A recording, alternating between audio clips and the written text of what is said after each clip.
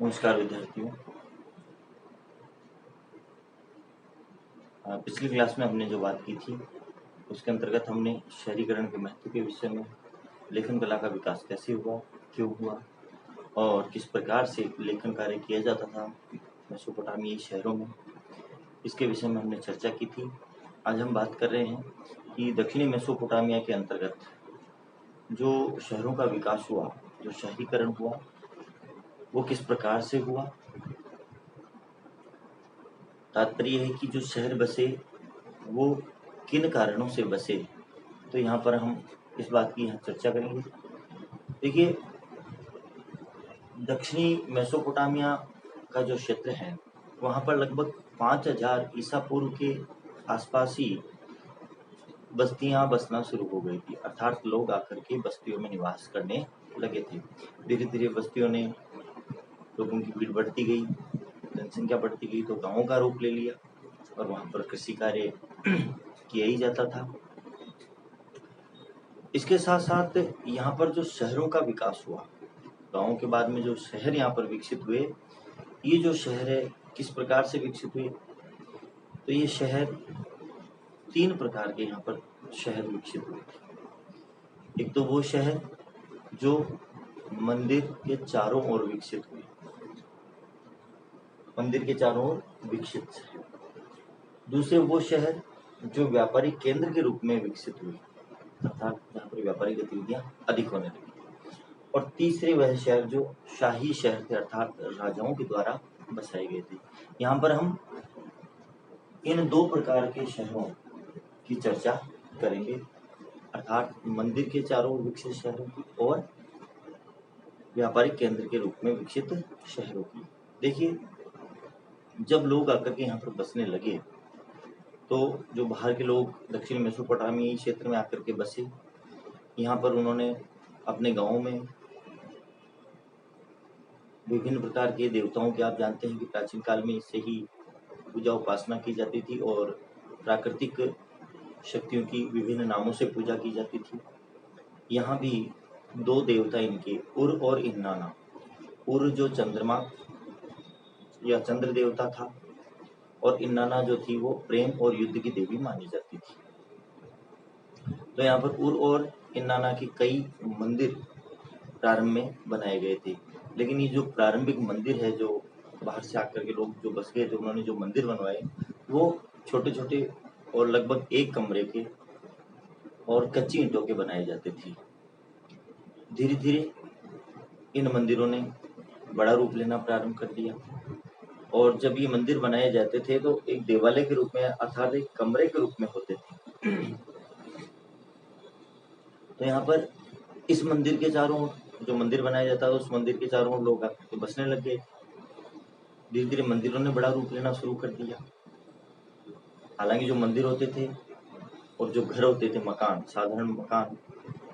उनमें और मंदिरों में कोई विशेष अंतर नहीं था। मंदिर भी किसी देवता का निवास स्थान ही होता है।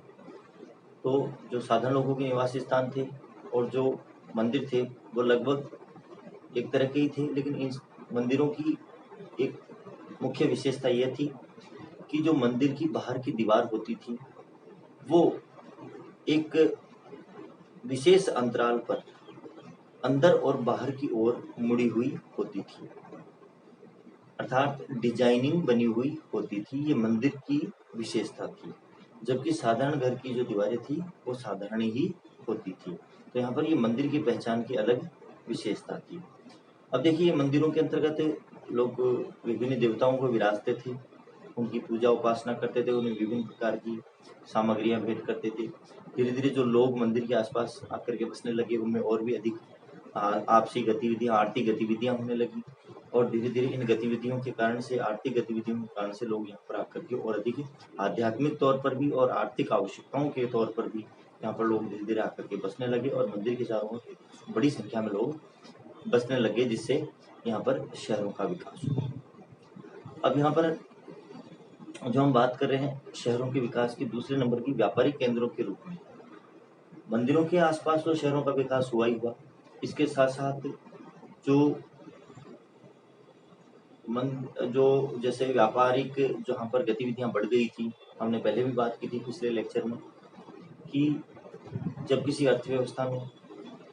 कृषि के अतिरिक्त अन्य कई प्रकार की आर्थिक गतिविधियां होने लगती है तो वहाँ पर जनसंख्या का दबाव बढ़ने लगता है, अर्थात लोग आकर के अधिक संख्या में बसने लगते हैं और शहरों का विकास होता है। तो यहाँ पर हम यही बात कर रहे हैं कि मंदिरों के आसपास जहाँ पर लोग बसे तो धीरे धीरे जनसंख्या बढ़ने लगी तो आर्थिक गतिविधियां बढ़ने लग गई और आर्थिक गतिविधियों के बढ़ने के कारण से जो है शहरों का विकास हुआ, लोग और अधिक जनसंख्या बढ़ने लगी और शहर बस गए। इसी प्रकार से यहाँ पर हम ये देख रहे हैं कि मंदिर के चारों जो विकसित शहर है और उसके बाद में व्यापारिक केंद्र के रूप में जो विकसित शहर है वो दोनों एक दूसरे से जुड़े हुए हैं, क्योंकि लोग पहले आध्यात्मिक तौर पर मंदिर के आसपास आकर के बसे, धीरे धीरे जनसंख्या बढ़ी तो शहरों का रूप ले लिया और शहरों के रूप ने आर्थिक गतिविधियों को के संचालन को मजबूती प्रदान की, अर्थात वहाँ पर जब लोग अधिक संख्या में रहने लगे तो आपसी व्यापार, वाणिज्य, व्यवसाय कई प्रकार की चीजें करने लगे, आर्थिक गतिविधियां बढ़ने लगी और आर्थिक गतिविधियों के कारण से और अधिक शहरों का विकास होने लगा। तो एक दो प्रकार के शहरों की हमने यहाँ बात की है, एक मंदिर के चारों ओर विकसित शहर जो पहले प्रारंभ में विकसित हुए और उसके बाद में व्यापारिक गतिविधियों के कारण से बसे शहर। अब देखिए यहाँ पर हम जो बात कर रहे हैं दक्षिणी मेसोपोटामिया की, कि दक्षिणी मेसोपोटामिया एक उपजाऊ प्रदेश था उस समय और अच्छी कृषि थी, परंतु ये जो कृषि होती थी वो भी संकटों का कई बार कृषकों को सामना करना पड़ता था। ये संकट कई प्रकार के हो सकते थे, प्राकृतिक संकट हो सकते थे और मानव जनित संकट भी हो सकते थे। जैसे हम उदाहरण के तौर पर देखते हैं कि कई बार बाढ़ की स्थिति आ जाती है तो दजला और फरात जो नदियां थी कई बार बाढ़ के कारण से किसानों की फसलें नष्ट हो जाती थी, कई बार सूखा पड़ जाता था तो नदियों का बहाव क्षेत्र कम हो जाता था जिससे आवश्यक रूप से जो सिंचाई नहीं हो पाती थी और फसल का उत्पादन नहीं हो पाता था। ये तो प्राकृतिक कुछ विपदाएं थी, परंतु कुछ मानव जनित आपदाएं या विपदाएं भी होती थी। इसके अंतर्गत जैसे हम ये देखते हैं कि उत्तर से दक्षिण की ओर ढलान की ओर जो है दजला और फरात नदियां बहती थी और जो उत्तर के ऊंचे स्थानों के जो लोग होते थे वो कई बार दक्षिण तक नदियों का जल उचित मात्रा में नहीं पहुंचने देते थे, वो अधिक उपयोग कर लेते थे जिससे आगे के जो दक्षिण के लोग थे उनको पर्याप्त मात्रा में जल उपलब्ध नहीं होता था और कई बार जैसे मिट्टी, गाद वगैरह से नदियां अपना मार्ग बदल लेती थी। तो इस प्रकार की जो मानव जनित विपदाएं थी वो भी आती रहती थी। इसके कारण से उन क्षेत्रों में लोगों में आपसी संघर्ष होता रहता था, पानी के बंटवारे को लेकर के या अन्य किसी कारण से। ये संघर्ष जब लंबे समय तक चलते थे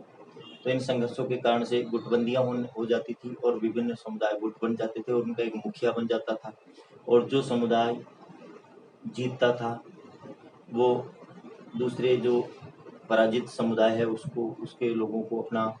दास बना लेता था, गुलाम बना लेता था, उनको यहाँ अपने यहाँ सेवा करने के लिए रख लेता था। इस प्रकार से धीरे धीरे जो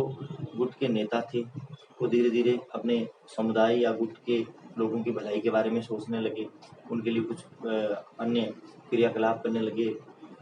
मंदिरों का विकास करने लगे, मंदिरों के विकास के लिए धन दान देने लगे और धीरे धीरे वो जनता में लोकप्रिय होने लगे और इस लोकप्रियता के कारण से धीरे धीरे उस क्षेत्र पर उन्होंने शासन स्थापित कर लिया और इस प्रकार से वो शासक वहाँ के बन गए और उन्होंने भी यहाँ पर लोगों को ला करके बसना प्रारंभ कर दिया और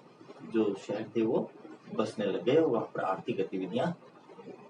अधिक तीव्र गति से होने लगी। तो हमने देखा यहाँ पर हम जो यहाँ पर एनसीईआरटी की बात कर रहे हैं, एनसीईआरटी में जो हम कुछ पढ़ रहे हैं इसमें फैक्ट चीज़ें कम है और समझाने की जो चीज़ें हैं वो अधिक है, इसलिए आप बिल्कुल भी आप देख सकते हैं कि हमारे पास फैक्ट चीज़ें कम होती है लेकिन उसको एक्सप्लेन करना काफ़ी जो है समय उसमें लगता है। आज के लिए इतना ही, धन्यवाद।